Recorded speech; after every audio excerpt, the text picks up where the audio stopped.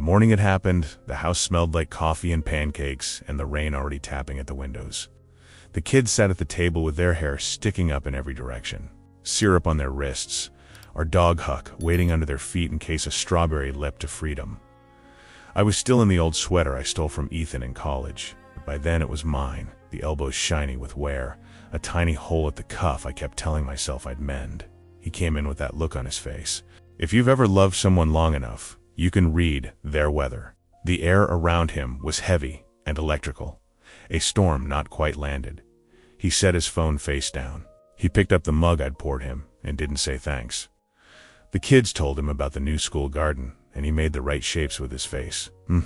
Wow, that's cool, without looking up.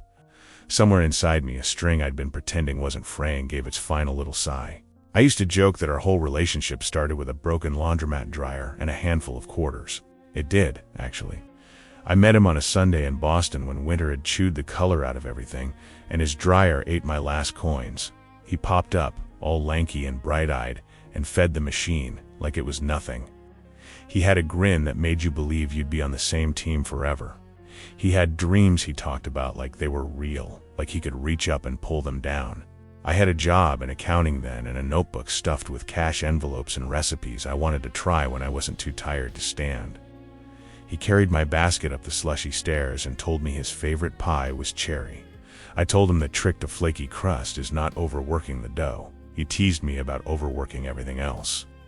We moved west a few years later because his work said, "Come," and we said okay. Portland was green and mossy, wild in a way that softened my shoulders. The rain didn't bother me. It felt like a hand on my back saying, "Keep going." I left my job for now, we said, just until we found our footing and the kids were out of diapers and into sneakers. He promised we'd be a team. I promised I would hold us together with lists and lunches and love. The early years were a blur of late nights and tiny socks.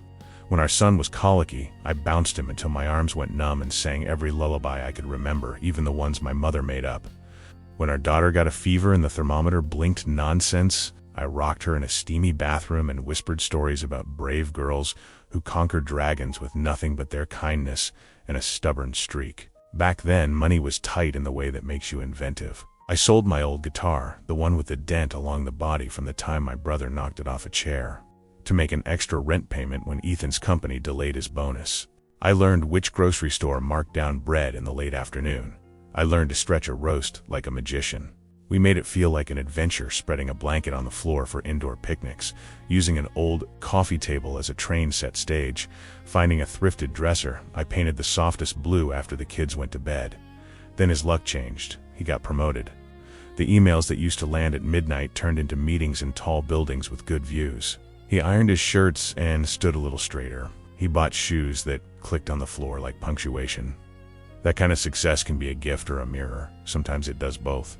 He stopped asking if I needed anything on his way home.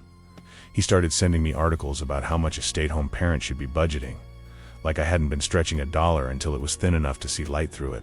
He would come home and stand in the doorway while the kids' crayons rolled off the table and say, "What exactly did you do today?" with a smile that wasn't a smile. At parties, instead of bragging about my killer biscuits or my ability to keep 2 toddlers and a dog alive, he joked that I was living the dream and rolled his eyes. People laughed. I laughed too, because sometimes laughing is easier than saying, "Hey, that hurt." The little things piled up. He started giving me grocery budgets like I hadn't fed us through leaner times. I'd ask for a new pair of kids' shoes and he'd say, "Didn't we just get some?" He put me on an allowance, which is a strange thing to do to someone who kept your lights on by selling her guitar. It wasn't about the number so much as the permission. You start to shrink in your own house, a bit at a time, until even the dog seems to take up too much space. I gave up buying new jeans and sewed patches on the knees of the ones I had, turned old t-shirts into washcloths, learned to make broth from scraps, which is a good skill but not one you should weaponize against yourself. Every once in a while he'd say something like, "You know, I could hire someone to do what you do," and I'd feel my throat get tight. I kept asking myself when we stopped being on the same team and started keeping score. The morning that broke the rhythm, he took a bite of pancake like it had personally offended him. He didn't look up. The kids were arguing about who got the bigger strawberry. Huck thumped his tail once and sighed, and then Ethan said, in that casual, careful voice people use when they want to land a dagger without leaving fingerprints, "You're a weight, Nora." The word hung there like steam. Our son went quiet. Our daughter looked from him to me like she was watching a tennis match she didn't want to see. The refrigerator hummed. Rain hit the window. I felt the heat rise up my chest, bright and clean like a fuse catching. I'm not stupid, and I'm not sweet in the way some men hope women will be. Only I'd softened myself so many times, kept the peace so many mornings, that I started to forget I had teeth. At breakfast, "You're a burden," he said in front of our kids. That's the line I heard in my head, like a headline I didn't sign up for. That same day, while the house was quiet and the pancakes had turned to glue on the plates, I did something simple and terrible. I sat at our dining table with the paint worn off along the edges and logged into our bank. My name was on every account. My hands were steady in the way they always are when numbers are involved. It's funny how an old skill feels like muscle memory, like picking up a bike you haven't ridden in years, and finding you can still coast with no hands. I froze the joint accounts. It was so ordinary it almost felt like making a grocery list. Click, hold, confirm. I didn't empty anything. I didn't hide anything.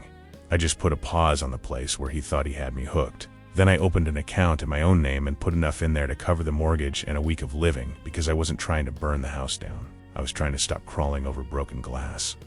I called the credit card company and removed myself from his card, then added a card in my name to the card we used for groceries. I'd always managed our passwords, and I realized with a dumb mix of sadness and triumph that he didn't even know the name of our mortgage lender without me.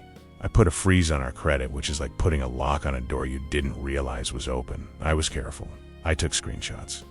I forwarded statements to my own secure email, then to an old friend named Rosa, who'd become an attorney since our Boston days and who answered my messages shorter than a breath later with, "I've got you." She told me what I could and couldn't do, where the lines were, how to build a little raft while the water around us started to move. It didn't take long to find things I didn't know I was looking for.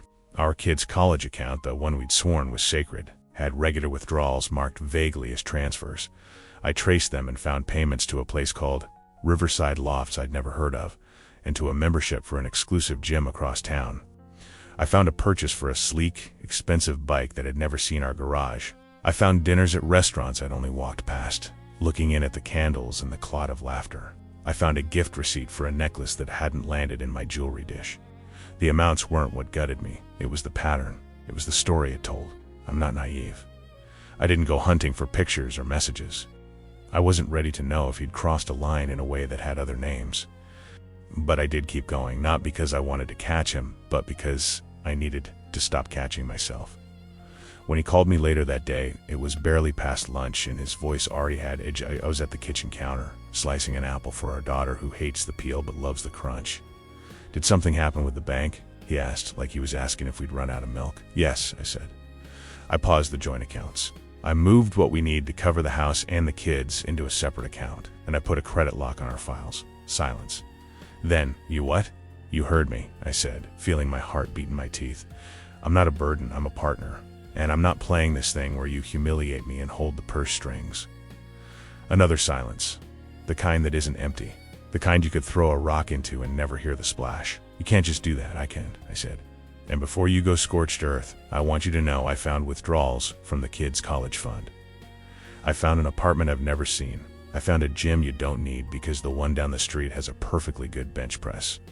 I found dinners and a necklace that never reached this house. I've sent everything to Rosa." He said my name like it was a word he didn't recognize. It was the first scared sound I'd heard from him in a long time. He told me he'd be home in an hour. He lied. He came home when the sky was already getting that Portland gray you can taste.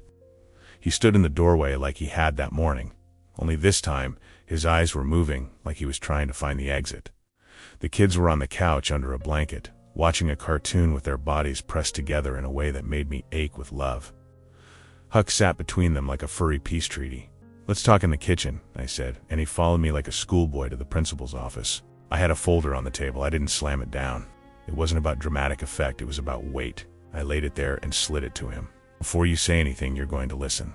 You're going to hear from me how this is going to go, because it's going to be fair. I'm not going to blow up your life, but I'm going to stop letting you chip away at mine." He looked at the papers and then at me. "It's not what you think.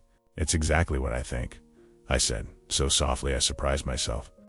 You move money from the kids' college fund to impress people who don't care about you when you're sick. You rented a place across town so you could pretend to be a man you used to be. You've been embarrassed by the life we built by me, and you've punished me for it. You don't get to do both. He put his hands on the back of a chair and gripped until his knuckles went white. For a second, I saw the boy from the laundromat who fed a stranger's quarters, the guy who believed things were possible. He looked lost. Then he did the thing men do when they're cornered by the truth. He got angry. He told me I'd embarrassed him at work, that his card had declined at lunch with his boss, and that I'd made him look like a child. I didn't do anything you didn't force me to do, I said. If you need an adult to manage your money, hire one. If you need a partner, sit down and act like one. If you call me a burden again in front of our children, I will call my lawyer and I will not look back. He opened his mouth and then closed it. The anger leaked out of him. He sat. He put his hands over his face, and after a long minute he said, muffled, I messed up. There are different kinds of messing up. There's leaving wet towels on the bed. There's forgetting a birthday. And then there's the kind where you lose the thread of who you are and drag the people you love through your confusion. In the days that followed, I didn't play nice and I didn't play mean. I made a plan. Rosa sat with me at our kitchen table, her hair still wet from the rain, smelling like eucalyptus, and laid out the path. We'd separate our finances. We'd make a budget for the house that reflected reality, not punishment. He'd have to refill the kids' account before anything else. We'd put some guardrails in place so he couldn't make big financial decisions without my consent. We'd start therapy together and separately. And, Rosa suggested, if I was ready, I should start working again in a way that was mine, so that no one could ever again look me in the eye and say, you are a weight, and have that line pull me under. The unexpected blessing of all that storm was that doors started to open I didn't realize were still there. I reached out to an old client who ran a small music venue and needed help sorting out their books. After the shutdowns had mangled their business, the smell of beer and wood polish and old amps hit me in a way that made me want to cry. I brought our daughter to the office one afternoon and let her press buttons on the calculator while I reviewed invoices. She leaned into me, sticky with a lollipop the manager insisted she needed, and whispered, "This is cool, Mom." I wanted her to see me doing, not just fixing. I wanted my son to see that too. Meanwhile, the truth kept unspooling on Ethan's side. He told me about the apartment. It wasn't a love nest. It was worse somehow.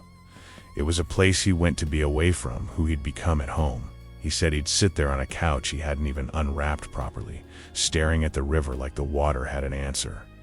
The gym membership was because he felt old and creaky. The bike was because some guy at work had one and rode to meetings in his tailored suit, and Ethan wanted to feel like a person who didn't get winded walking up our stairs. The necklace had been for his mother's birthday. He'd forgotten and overcompensated. The dinners were with a woman on his team who didn't know she was part of a performance. He was playing at being generous, playing at being a guy who could buy the table a bottle and not think about how many lunches that would have bought at home.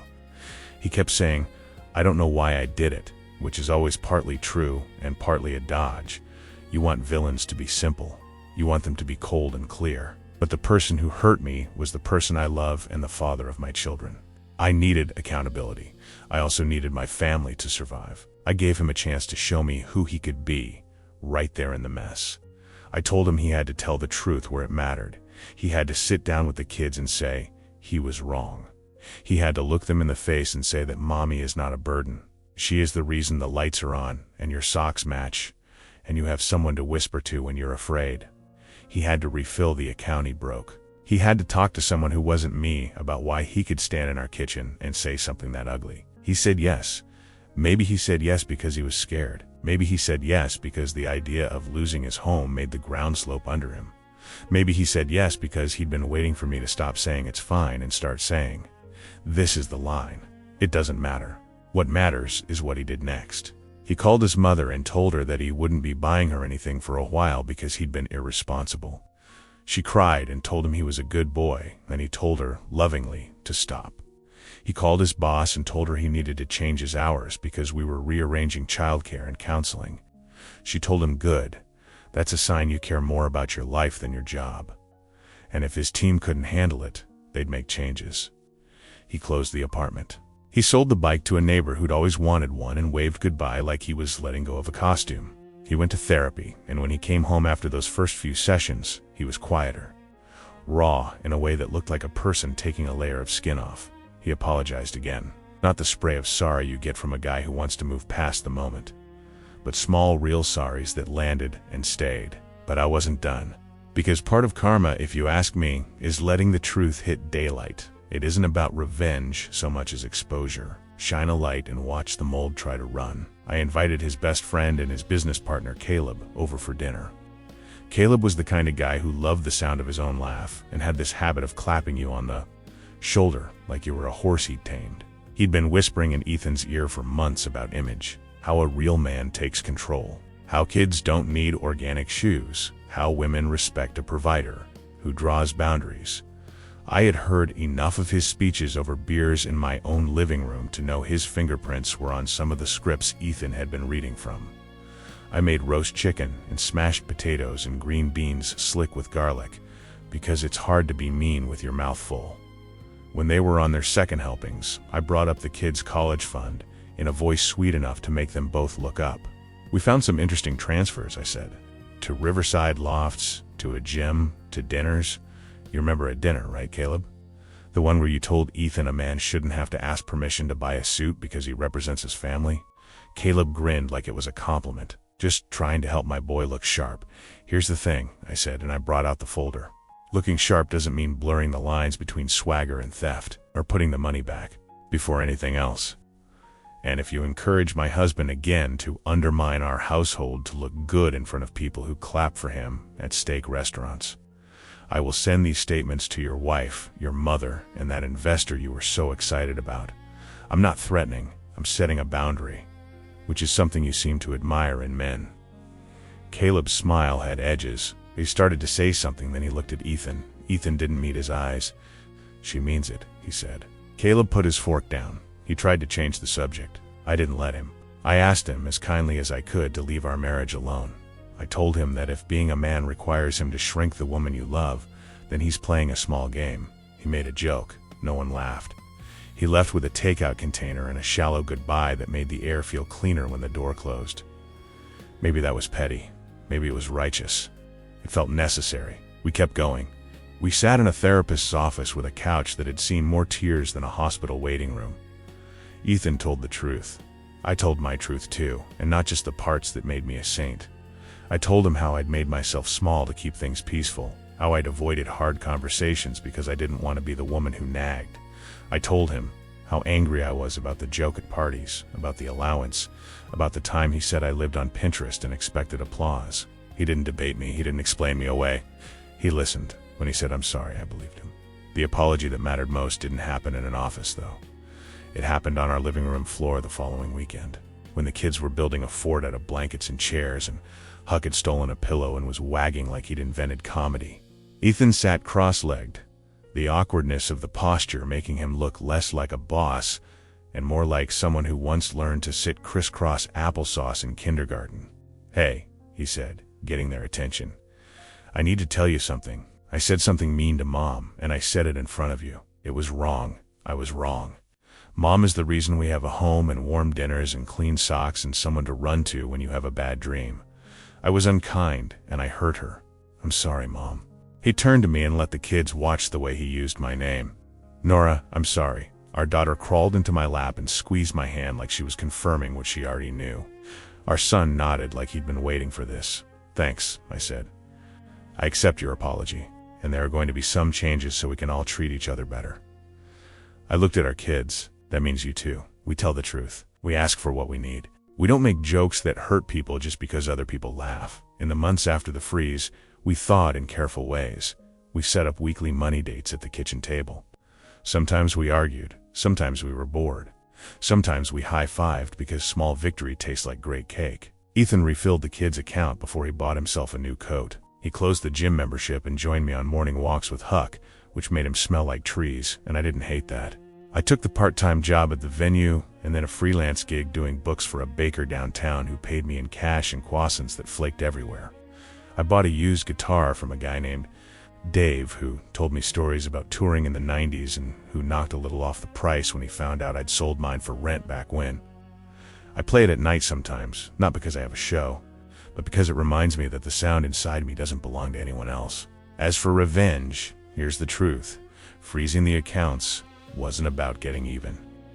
It was about naming the shape of our life and insisting it be something more than a joke at my expense.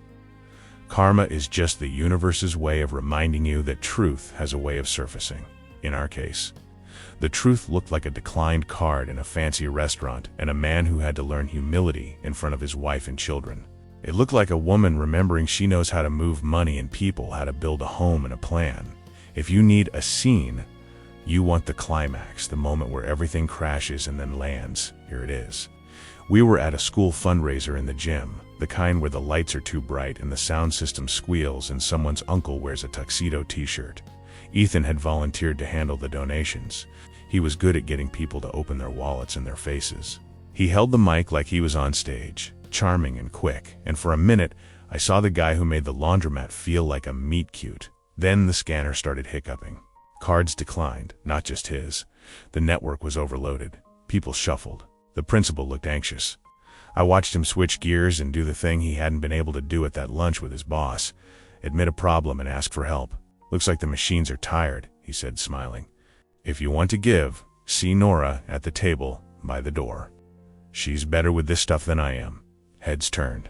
Eyes found me. I stood up, walked to the table, and made it happen. Old skills, new stage. I wrote receipts by hand, took checks, made a plan, organized volunteers. The principal squeezed my arm. Ethan watched me like he was watching someone famous. At the end of the night, when the gym smelled like popcorn and sweat and paper banners drooped, he came over and said, without a trace of irony, "I couldn't have done this without you." "That's the point," I said, smiling. "You don't have to do it without me. You just have to remember I'm here." He nodded, and I felt something unclench. We're not a movie. There wasn't one big kiss and a pan out. What we have now is better than that. It's a life where I don't put myself behind the curtain and pull the ropes. It's a life where, when he introduces me at parties, he doesn't call my life a dream like a joke. He says, "This is Nora. She keeps us together. She runs books for half the neighborhood. She makes biscuits that could stop traffic." People laugh then, but they laugh with me. And if anyone says otherwise, I have a folder and a spine and a mixed breed dog who will stand between me and whatever tries to take me out at the knees. Ethan asked me for forgiveness more than once. The first time, it sounded like a plea. The last time, it sounded like a man who understands forgiveness isn't a transaction, but a practice. I gave it, not because he deserved it, but because I did. Because carrying that anger was making me heavy in a way that wasn't mine. Forgiveness is not forgetting. It's letting go of the hope that the past will change. It's dimming the heat so you can see clearly. We talk to the kids now about money, about respect, about what partnership looks like. We tell them that love is not a ledger you balance at the end of the month. It's 1,000 choices a week to show up, to set down your ego, to pick up the dishcloth without making a speech about it. Sometimes I still get mad out of nowhere. The memory of that word will flare the way an old scar aches when the rain comes. And then Ethan will take my hand, or he'll hand me a cup of coffee without a word. Or he'll tell the kids to clear the table, and he'll wash the dishes like the suds or baptism. And the ache passes. On the wall by our dining table, I've taped a note where only I can see it when I sit down to balance the week. It says simply, "Use your voice." I wrote it in a Sharpie that bleeds through paper so the back shows the ghost of the words. It reminds me that silence can be a kindness, but it can also be a cage. It reminds me that sometimes the bravest thing you can do is say softly and without rage, "I won't be small for you. I won't live under the economy of your shame. I won't let you call me a burden and then expect me to carry you too." I froze the accounts to stop the bleeding. I opened myself so the healing could start. And when he asked me, eyes raw and honest, for forgiveness, I gave it not because karma demanded it, but because I did.